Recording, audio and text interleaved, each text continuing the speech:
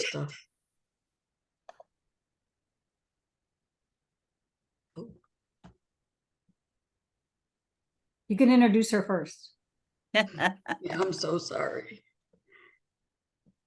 Good morning, good afternoon, I guess, everyone. We're just going to give 1 minute to allow people to kind of click in, and then we will start. See people coming in. Thank you for joining us today.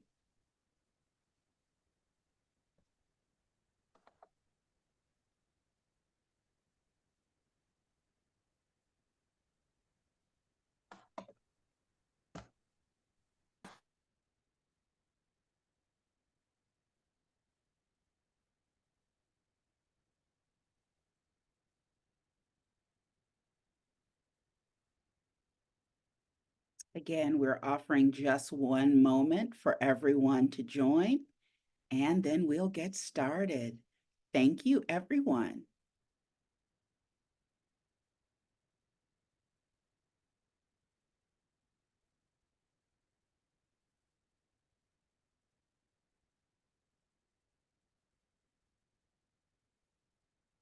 Well, good afternoon. My name is Tamara Winfrey Harris. I'm the president of Women's Fund of Central Indiana, where we convene, invest, and advocate to ensure all who identify as women and girls in Central Indiana have equitable access to opportunity to reach their full potential, no matter their place, race, or identity. So last year, Women's Fund completed the most in-depth community listening, landscape analysis, and organizational assessment in our history to develop a bold new strategic plan. We're going to drop a link to it in the chat, and also look for other links to other information that we share today also in the chat. One of our goals you will see in the strategic plan is to provide more low-cost opportunities annually for women to engage with us and, more importantly, with women and girls issues, so that we can harness the power of women and girls' work, wealth, and wisdom, because we know, and I know you know, that we are stronger together. So I am pleased to welcome you to the first of 3 hourly virtual community conversations that we'll host this year and hold space for issues that matter to women and girls. So today we're going to talk about work, women at work, and how to create workplaces where we can thrive and how we can better support each other. So I think arguably women have more power and opportunity than ever before. Our workforce participation is at a record high, and we are increasingly in leadership positions. We see it right here in our own community. Mel Raines just named the new Indiana Pacers CEO. Dr. Virginia Kane leading the Marion County Public Health Department. Jennifer Bartenbach, the new leader of the Central Indiana Community Foundation. And according to the 2023 Women in the Workplace report that was created by leanin.org and McKinsey Company, women are more ambitious than we were before the pandemic, and flexibility is fueling that ambition. So this is especially true of young women and women of color. So 3 out of 4 young women, so women under 30, aspire to become senior leaders. And 96% of women of color say that their careers are important to them, and 88% want to be promoted to the next level. But still, women face enduring inequity and increasing vulnerability. In Indiana, for every dollar a man earns, a woman makes only 72 cents, and that gap is even wider for women of color. Nationally, we know that having children lowers women's employment rates. So caregiving disparities, tend to undermine women's employment because we bear a disproportionate burden of family caregiving responsibilities. And that's not just during our reproductive years, but across our lives. And we know too many of us don't have paid leave or other protections. Occupational segregation is making it harder to economically recover post-pandemic, so especially for women and girls without college degrees. So before the pandemic, and I thought this was interesting, nearly 6 out of 10 women were employed in just 3 sectors, and those were all the ones that were hardest hit by the pandemic.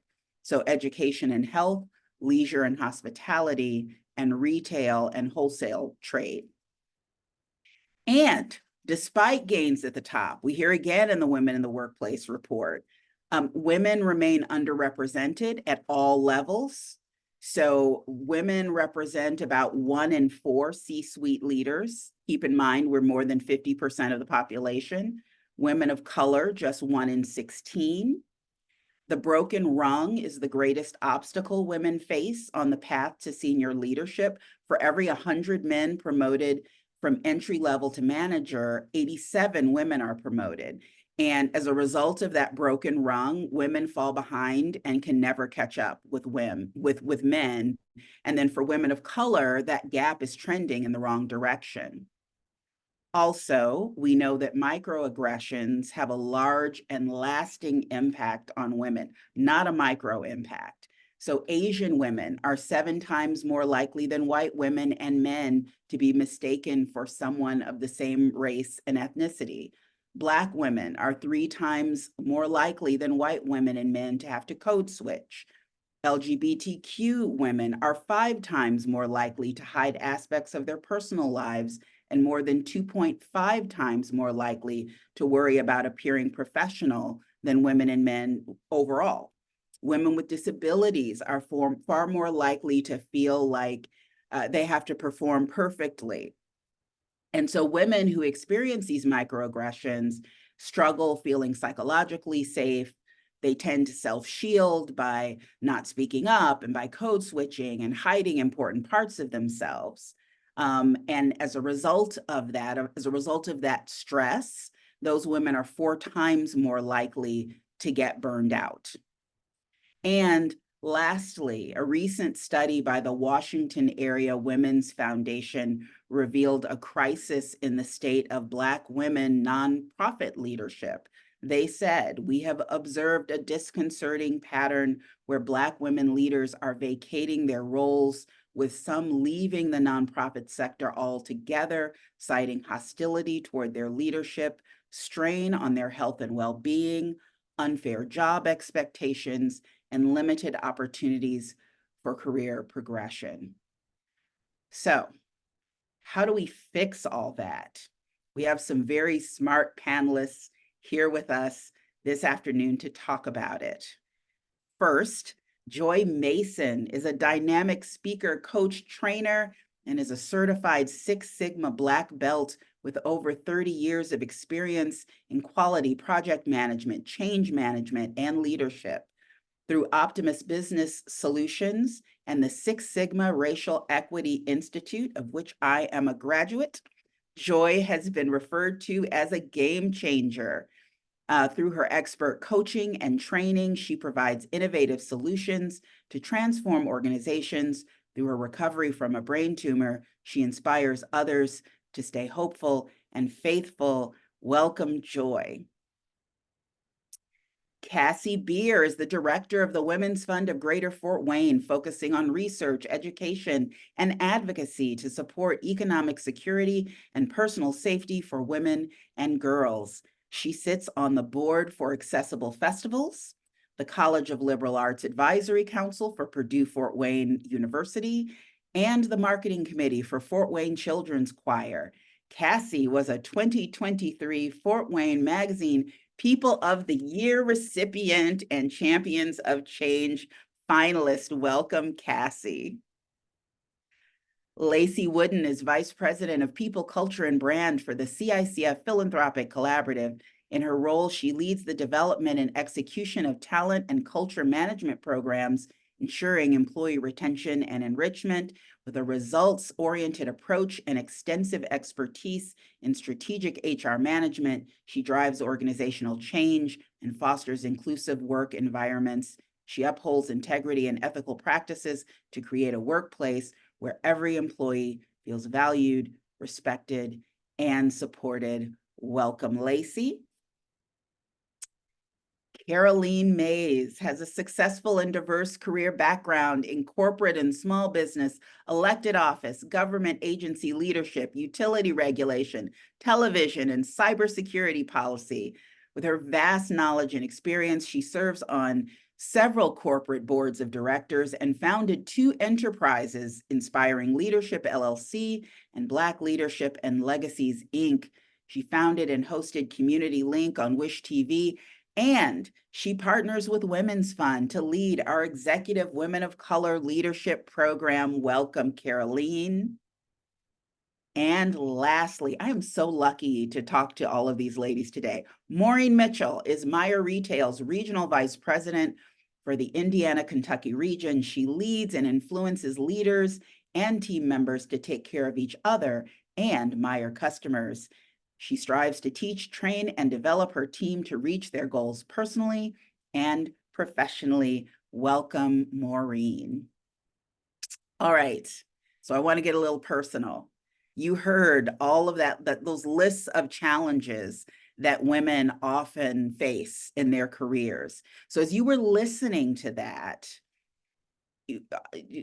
how did you relate to it? Have you experienced any of those barriers? If not, what is one barrier you may have faced in your career, Maureen? So good afternoon, everyone, and thank you for allowing me to be on this panel. I can say in retail, it was male dominated. I mean, for years. So I've been doing this for 44 years. And when I first came up through the ranks, women were not managers. They weren't store directors. We worked in HR. That was like almost like the pigeonhole, like go to HR. Nothing against the HR world, but that was what they said we can do. So when I strived to do more and looked around, I seriously think it was called imposter syndrome before I knew what it was. I suffered from that because I thought there's no way I can do that. So in today's environment, that's where I encourage women. You're doing the job anyway. Take the title, take the pay.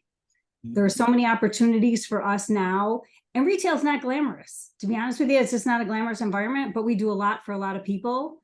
And at Meijer, we get to enrich the communities we serve. So I'm proud to be a part of this team and to continue to work with organizations like yourself. And we do a Women in the Workplace. We just started 2 years ago to encourage more women to do it and to be flexible. They could be a mom, they can be a store director, they can be a caregiver to their parents. Like, how do we work with them to be able to do that better? So that's my story. Can I tag on to what Maureen said? Because you said something very similar that I was going to mention. And again, it's a pleasure to be with everybody this morning, or I should say afternoon. My background is in the sciences. So that's my undergraduate degree and my master's degree. And I worked at Eli Lilly. And there was a moment in time where I considered going into HR, and I moved into HR. This occupational segregation that you talked about, for some reason, I guess maybe because we're nurturers, we're considered the people. And again, no knock against HR, but I think that's more of a stereotype role that they see us in. And my father cautioned me. He said, don't let them do that to you. Not that HR, a move into HR is a bad thing, but it's this, what we call now occupational segregation, which I have never heard of that phrase until this year. And that's what he was talking about. So I did go into HR, in case you're wondering how that story ended, but I went back into the sciences. But I can really resonate with that, how just before you know it, people are kind of massaging, manipulating, telling you what you can and cannot do, telling you what you're good at and what you're not good at. And then you absorb that and you start to believe that. And I didn't believe that I was good technically. And that wasn't true, but that's what I was getting the signals that I wasn't. And that's what led me to move into HR. And it took me a while, to Maureen's point around that imposter syndrome, to realize that I was absorbing those messages. And I think they call that stereotype threat, where if you hear that enough times, women aren't good at math, women aren't scientists, women aren't aren't doing this, can't do that, then you absorb that, and that impacts how we view ourselves and our confidence. So I'm right there with you, Maureen. And can I tag on to what Joy said? Thank you also for being here today. So thinking about how those messages really impact us is important, that we begin to think of ourselves differently. So in every industry that I've been in, it has been male dominated, and very difficult cultures, or challenging cultures, I should say, to work through, but we can do it. And in my first position, once I left college, I went into the corporate world and was moving very quickly through the ranks. And I was offered various positions, but I wanted to go into sales. After I did inside sales, I wanted to go into outside sales, because I knew that that was where the leadership for that organization, where it came from and moved from. And I remember the HR director or vice president called me in his office. I had already been given the position, and he called me in his office and challenged me. And he said, "You're a woman. Why do you want to sell industrial chemicals? You should not be selling industrial chemicals. You should be selling perfume and scarves or dresses. You should not be trying to sell industrial chemicals. That is for a man to do." And I said, "Well, I've been offered the position and I believe I can do it. And so I'm going to do it." And my whole, back then, we didn't have numbers that we could call or anyone we could really report to. And so I took the position, but I will tell you, his message to me followed me, and feel like I realize now that I didn't do all that I knew I could do in that position because his message was holding me back. And I really had to fight through that message. And after just a couple of years, I ended up leaving outside sales and going back into inside sales. But there were people, thankfully, or a couple people, not many, who really challenged me to believe in myself. And those challenges were important for me to believe in myself, and I needed to hear those messages. But statistics show, I don't know the numbers off the top of my head, but we believe so many times more what someone says or does negatively than what is done positively. And it comes from our fear, or our protection mechanism that is innate with each of us. And so when someone is negative or that fear is there, we put up that protective mechanism and we think more about the negatives.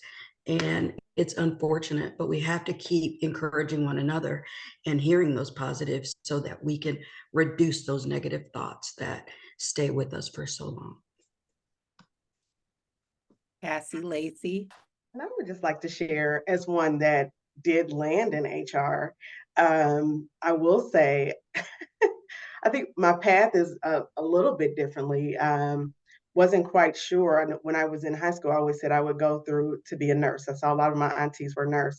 I found myself pregnant at 15, made choices to, one, there was a choice. Do I drop out of school at that time? That's what a lot of people were doing. Was told that I would do that. And I turned my life around and said, I will not do that. I ended up graduating early, and then did go to school for pre-med nursing, and then had a counselor at that point tell me that I would never make it. I did end up pulling out of that program, got married, had another child, then worked for an energy company. And this is just fast forwarding, for 23 years.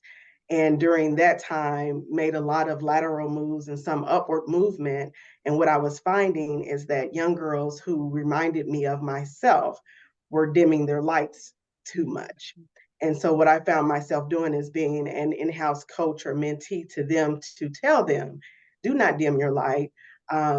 And in promptly coaching them into, let's update your resume. Let's look at what you want to do, because I'm doing those things, and I'm doing those things intentionally and not allowing my circumstances to hold me back. And being able to do that allowed me to be in certain rooms where I would meet certain people who would say my name in spaces that I didn't know of. And then I would be invited to a table such as this. Whereas I never thought that I would have that opportunity. And again, Tamara, I thank you for this opportunity to speak today. But what I saw at that energy company is that there were women. And so when you mentioned that, seeing that that's where women were landing, there were women. And so I was looking up to those women, but the thought was that I would be able to get to that room and pull others up, or be able to direct the policies that were put in place to help those other women and men, but women, get through the entanglements of going through corporate America. I think you make an important point, Lacy. Sorry, I didn't mean to jump in, but I just want to underline a point that representation matters. And very often women end up on career tracks precisely because we see other women doing it on those career tracks, and we know it can happen, and we see an example that we can follow, which is why we need to see women everywhere. Yes, I think we can end the panel there, Tamara. That's the bottom line. So good. I will say that I have a child with disabilities, pretty severe disabilities. And for the first decade of his life, I stayed home with him because it just made the most sense for our family. So when I re-entered the workforce after a decade of being out of the workforce, I felt really ill-equipped to know what kind of salary I could negotiate for. It was really tricky. So it meant so much to me that where I landed had salary transparency policies, posted salaries ranges on job descriptions. So you knew exactly what you can negotiate for. You walked in with the tools you needed to make the best case for what you were worthy of. And that made a huge difference for me after being out of the workforce. So I love that. And I love that segue. It's almost like I paid you, Cassie. So one, I want to provide an answer to that question. Then I want to pivot a little to solutions. I would say, I started out, my background is actually in journalism. And then I shifted into PR and marketing, which is a field that is woman dominated. So when I first started working at agencies, when I worked at Weber Shandwick, the president, the CEO, all of those were women. So that was powerful. We talk about representation. I saw where my career would go. On the other hand, I also had many times in my career where I was doing the work, but didn't have the title and the pay to go along with the work that I was doing. Whereas my male counterparts, or sometimes my counterparts who are not women of color, did have the title and the pay. And I also, as Cassie talks about being a caregiver, I am now the caregiver. My husband of more than 20 years was diagnosed with early onset dementia. And so that makes me a caregiver now at this time in my life. And I am very lucky. I realize I'm very privileged that CICF, and by extension, Women's Fund, and because of my position and where I work, that I do have the flexibility to be a caregiver, because I'm reminded every day of what it might look like if I didn't have that flexibility. And I am hearing from other women for whom that's just devastating to their ability to work.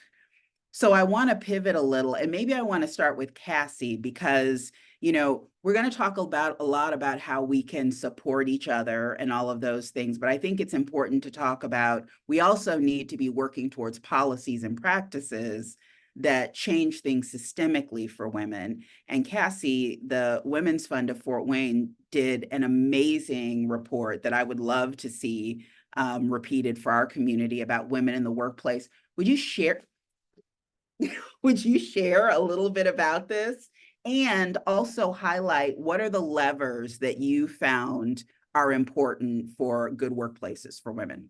absolutely. The impetus for that report that you just held up was really our first report that launched the Women's Fund of Greater Fort Wayne back in 2020. It was in that report that we learned that women in Allen County were at work outside the home, outpacing the state and the nation.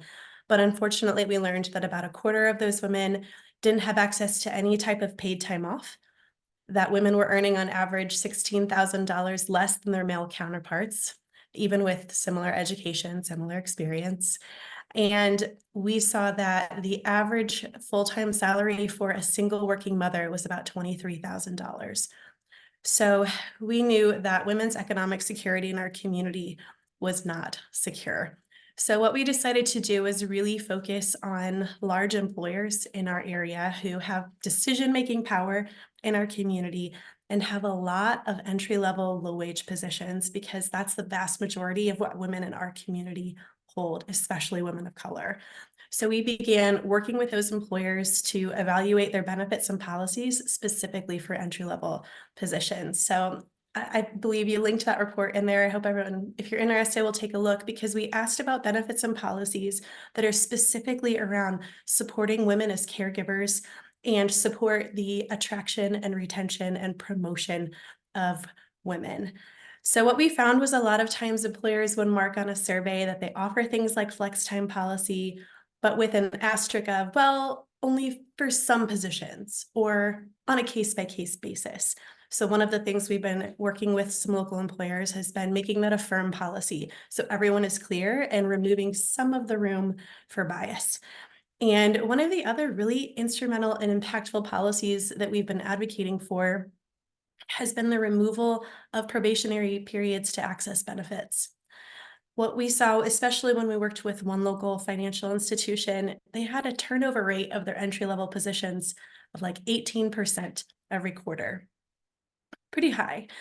And as we talked to them more, we found that they had this 90-day probationary period to access benefits like your time off. Well, this was in the spring of 2021. And we all know that if you have kids in school, you were getting that phone call, your kid's quarantined for 10 days. And if you were in that 90-day window, what are your options as a single parent? What are your options as a working mom?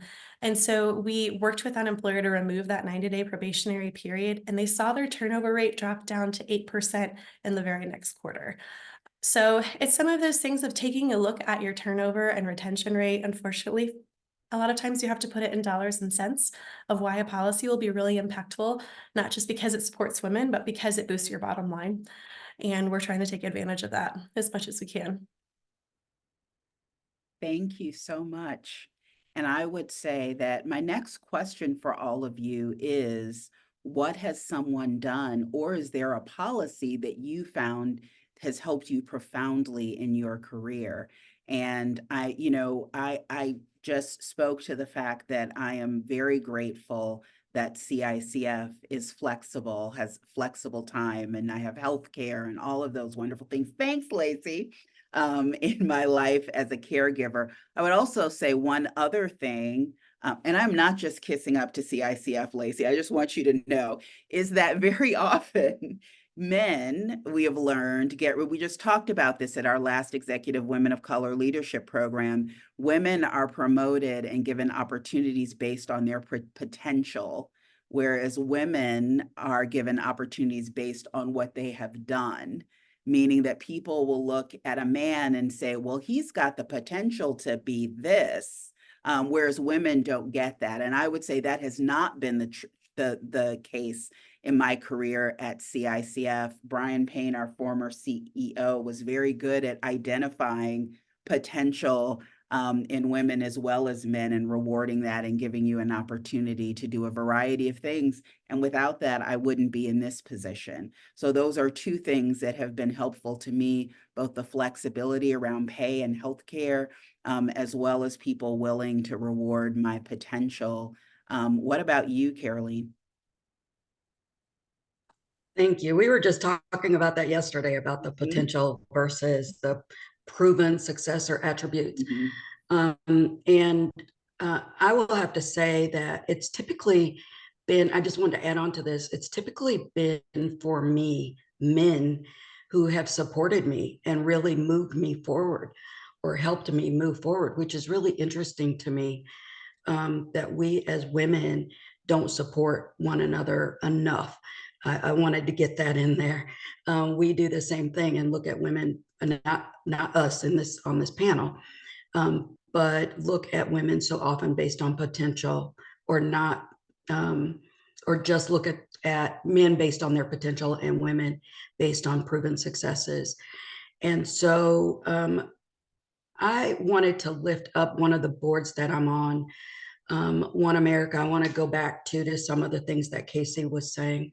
When we talk about pay gaps, One America recognized it and recognized that women were being paid so much less than men, and put literally a policy in place where they raised the minimum wage that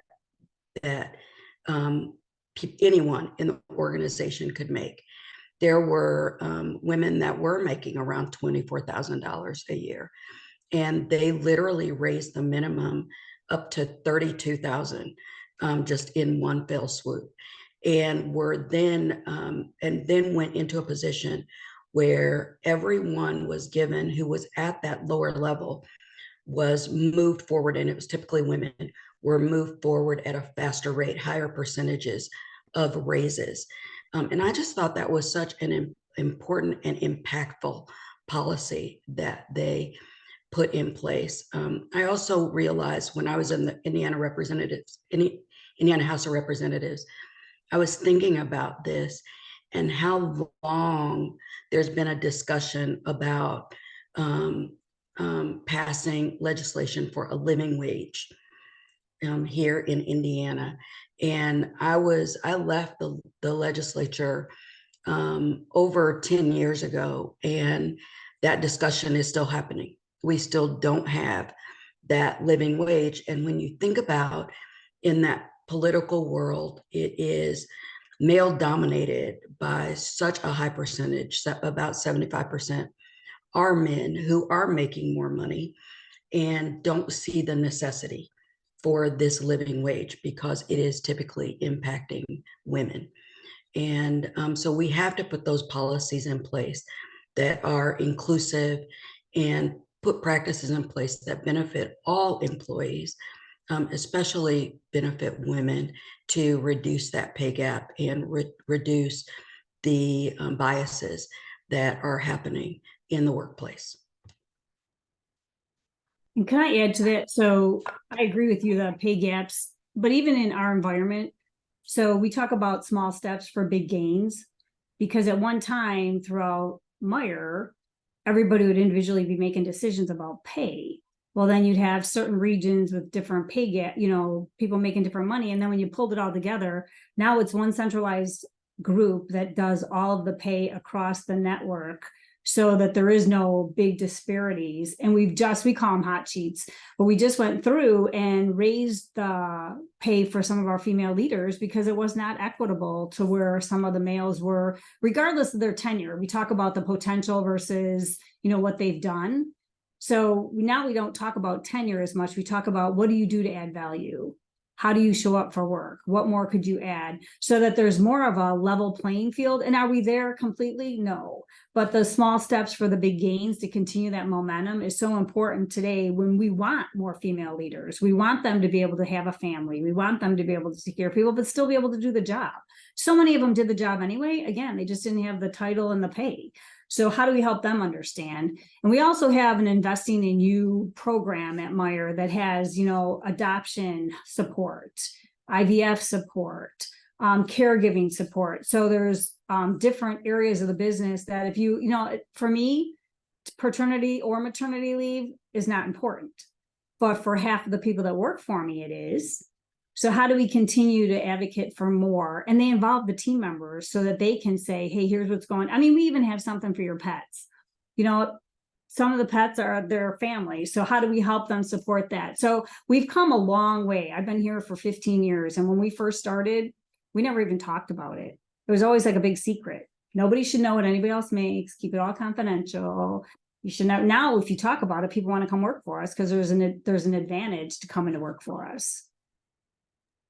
I just to piggyback on what both Carolene and Maureen have said, one of the benefits that Cassie, that you guys raise up in the Women in the Workplace report is the importance of gender and racial wage gap analysis. So that speaks to what you have said. And then the other thing that occurs to me, Maureen, as you're speaking, what you said about not needing parental leave yourself, but women who work for you do, is the importance of us as we're in leadership roles, understanding intersection and women's intersected needs and challenges. Because as I was reading out some of that data, sexism, systemic sexism affects us all, but it affects us all differently based on age and race and, a bunch of other things. So understanding what the experiences are of our sisters. So when we're making decisions, we're making them for the most vulnerable of us and the largest number of us as well.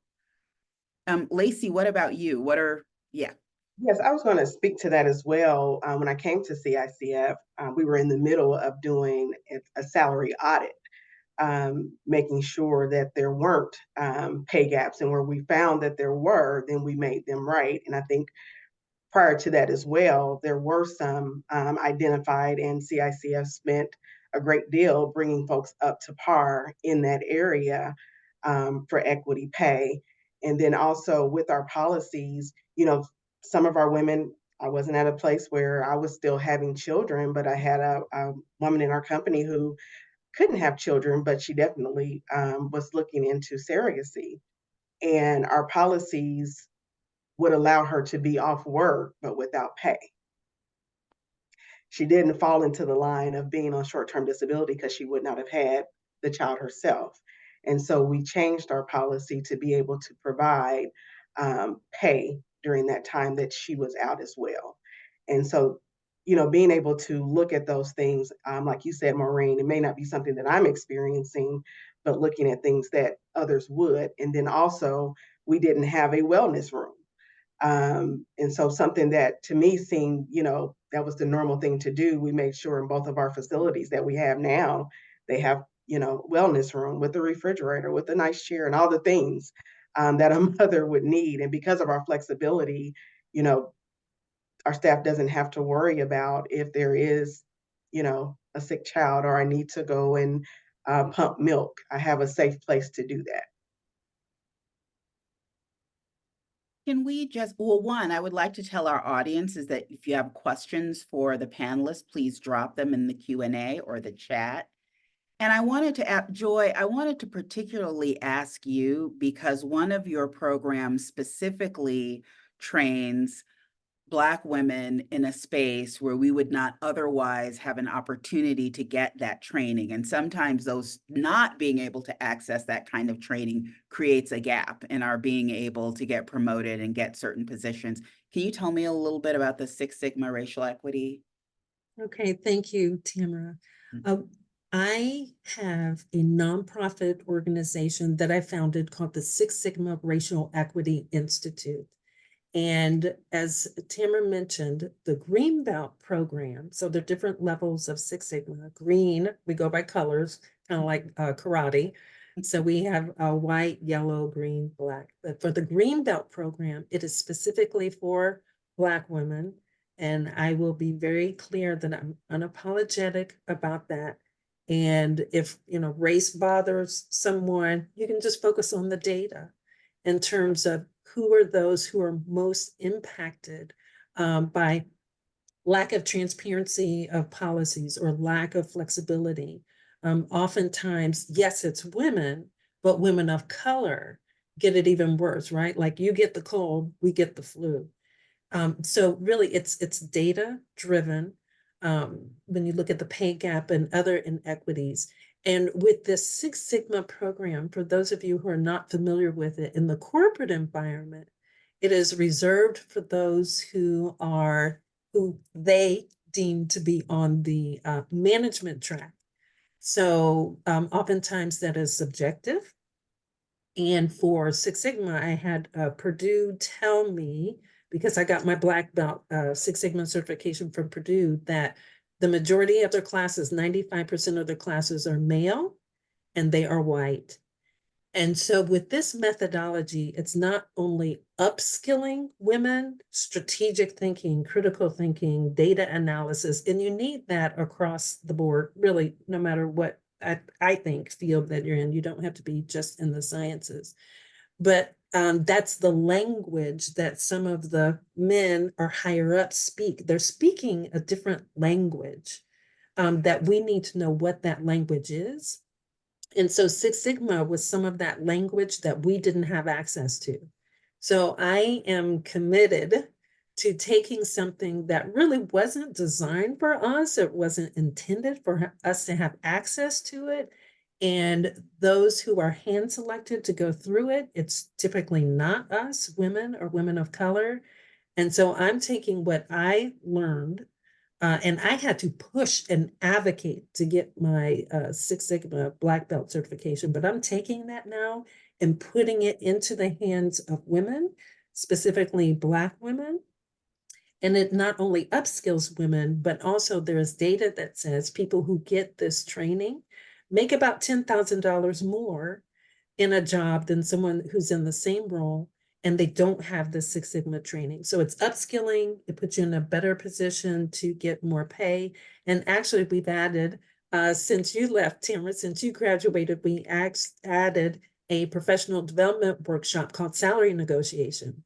So it's like we're upskilling you, we're trying to wrap around you to help you feel more confident in your leadership, but also we're giving them the language and some of the words in terms of how you advocate for yourself and how you negotiate that salary. Because a lot of women that I talk to, they don't know about doing a market analysis. If the pay is not transparent, you can, in your organization, you can do your own market research and market analysis to find out for someone in your region, location, someone with your years of experience, and and other factors. You can research in your region what the pay band is. So I'm very excited because it brings together all the things that I am passionate about, the Black community, women, and I really enjoy Six Sigma. Kind of a nerd there. I'm a scientist, and it pulls all that together, putting something in the hands of women that I don't think it was supposed to be in our hands, and get access to that. Thank you. Hey, can I jump in real quick, Tamara? Yes. I just want to jump in because I'm so grateful that Joy has this program, and she does a great job at it. I've had her speak at my program, and I'm also grateful to the Women's Fund, to Tamara, who has brought in the Women of Color program, which I am facilitating as well. And it's similar to Six Sigma, but not from a scientific perspective per se. But we, for the same reasons, I'm passionate about this as well. I quit my job, my very lucrative, good paying, and recognizable position to start this program, Black Leadership and Legacies, and now have taken that into the Women's Fund for the Women of Color program. And it has been amazing to see the yearning for the leadership that we have. And we are talented. Women of color are very talented. Women are very talented, but often overlooked. And I have sat at tables of leadership for over 30 years and gratefully have been able to do that. I'm typically the only person speaking up at those tables for women and for people of color, and really fighting to get more of us to the table. I could bring a person along here or there and felt like it was just moving too slow, and wanted to create a platform for women and people of color, and created Black Leadership and Legacies. And the training in leadership is so needed, and skilling us up has been really needed, and really looking at some of the soft skills that I think are overlooked, and the communication skills, the problem solving skills sometimes that we desperately need. Joy mentioned critical thinking. the adaptability, being able to be flexible. And one of the areas where I really try and focus on in Black leadership and legacies is navigating through the barriers, because we hit so many barriers, glass ceilings, walls. We're having to climb over mountains to make things happen. We're having to prove ourselves over and over and over again. And so we talk a lot about that. And I bring in a lot of leaders, men and women, every race, but a lot of C-suite people to talk about how they were able to navigate through those barriers. Another area, though, that I think is really is so necessary, that is often overlooked, is networking, and how we network and being able to do it effectively. And I think we as women and women of color, we need to, when we have an opportunity to get into a room and to be around people who are influential or who can help us move forward, that we learn how to network and are not afraid to do that, and be willing to introduce ourselves and to talk a little bit about ourselves, but not over talk ourselves in that room, realize the space that we're in, and then to follow up.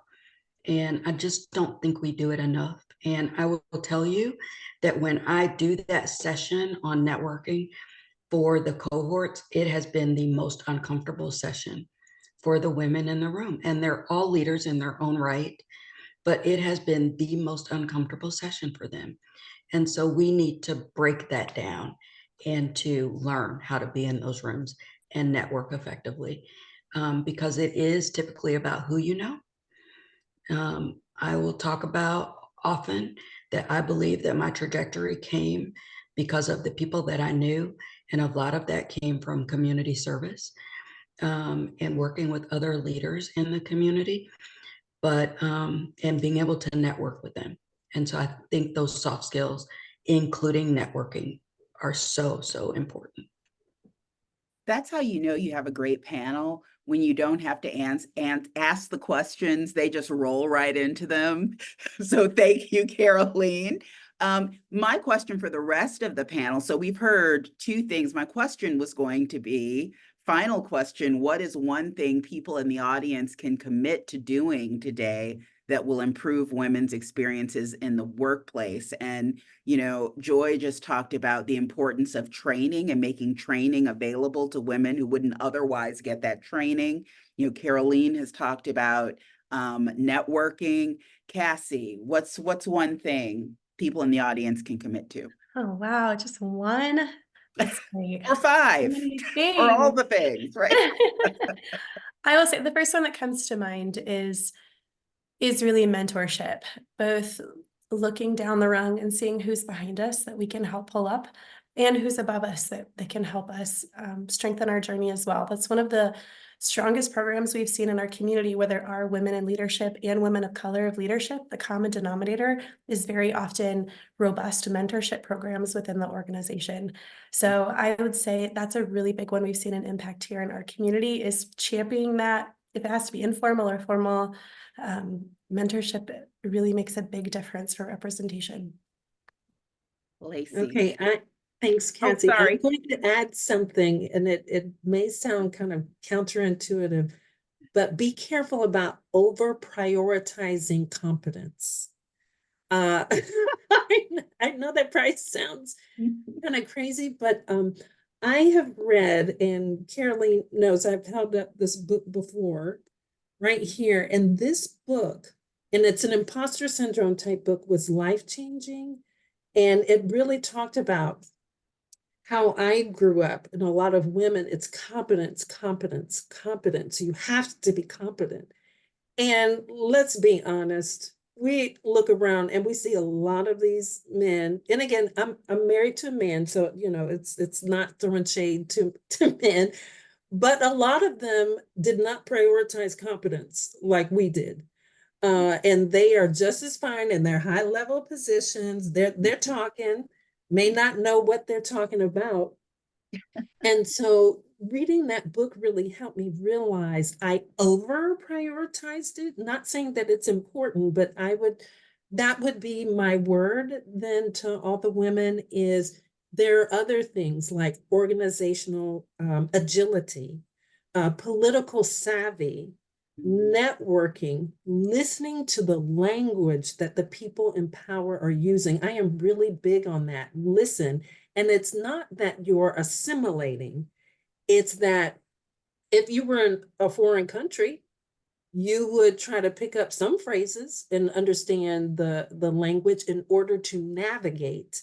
So in order to navigate, pay attention to their language and learn a little bit of it. And that's part of that organizational agility and political savvy, because sometimes they're talking in code and we simply do not understand. So again, there's some other things, but I'll leave it at that. Be careful about over prioritizing competence, because probably, and I won't put a percentage to it, but a lot of folks that you look at, a lot of these men are not as competent as they need to be in their roles. I don't remember what the data is, but there's something about like women will have like 85% of something a job calls for and will not apply, but men will have like 35% of it and will apply. And in that way, we cut ourselves off from opportunity. Lacy. I was tickled by what she just said. One of my mentors would say, if I had the confidence of a mediocre man, and not to, I'm married to a wonderful man of 29 years.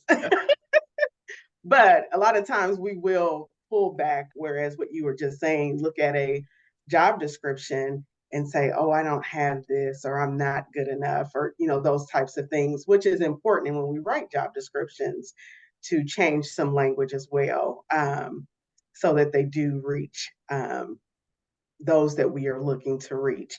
And then also back to what Cassie was saying, for me, it's a mentorship and a coaching and being able to reach the young ladies or women that I am in contact with on a daily basis, whether they report to me, whether it's in ministry work that I do, or just out. I am not one who meets a stranger.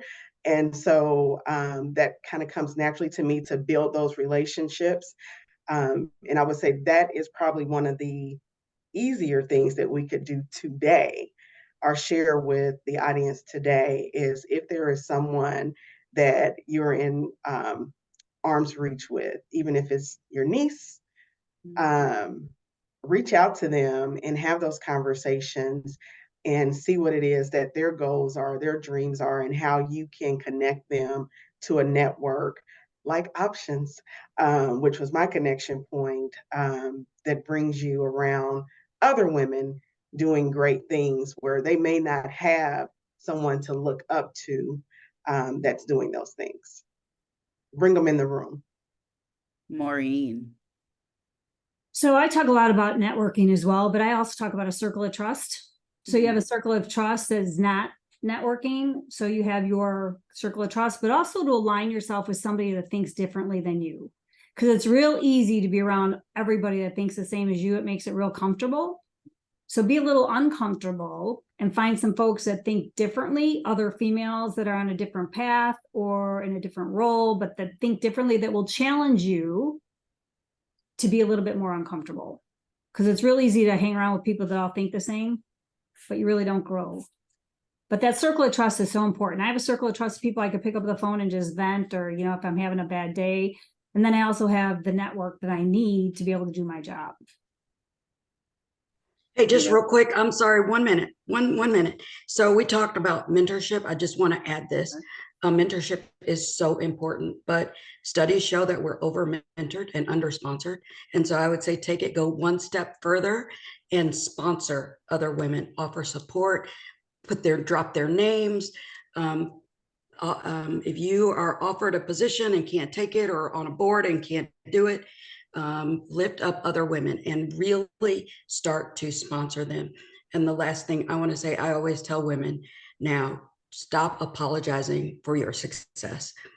Stop apologizing for your success. Accept that you are You deserve to be at the table. You are talented, you are able, and just be willing. So don't self-sabotage and apologize for your success. Stop doing it. I love how Carolene and I are right here today. I was going to say some great advice that I got was, earlier we all talked about imposter syndrome, and someone told me, fine, you feel like an imposter. Well, before they kick you out, grab all the stuff you can and bring all your friends. And that really is what you do when you are in positions. Take advantage of them, learn and connect with the people you can connect with, and most importantly, grab another woman and pull her along and make all the connections you can for her. You'll probably find out you're not an imposter and they probably won't kick you out, but take advantage of it. I just want to say thank you to everyone for being with us this afternoon. Thank you to the panelists for being so smart and also being so vulnerable. We hope this programming has been helpful as everyone who's listening thinks about creating workplaces where women can thrive. Before we go, is there anything of my panelists, anything that you need to promote, anything that's coming up at the Women's Fund of Fort Wayne we need to tell people about? We're having, if you're in the Fort Wayne area or want to make a field trip, we have our Women in the Workplace Luncheon on March 13th, where we'll be celebrating employers who are leading the way when it comes to supporting women. So would love to have you. And I believe we dropped that link in the chat. What about anyone else? Joy, Caroline, Maureen, Lacy. All right. Well, mark your calendar. I've got something. Mark your calendar for the next community conversation. It's going to be on weathering and its impact on infant and maternal mortality. That'll be at noon on April 18th. I also want you to stay in touch with us if you want to be invited to that and other things. I believe we're dropping our newsletter sign up as well as our social media links in the chat. And lastly, as always, please support Women's Fund. Every dollar from our endowment goes to the community. So it's your support that makes it possible for us to execute our mission and make ours a better community for women and girls in all the ways they show up in the world. We are dropping a link for you to donate should you so choose. Thank you so much for spending time with us today, and thank you to the panel very much. Thank you.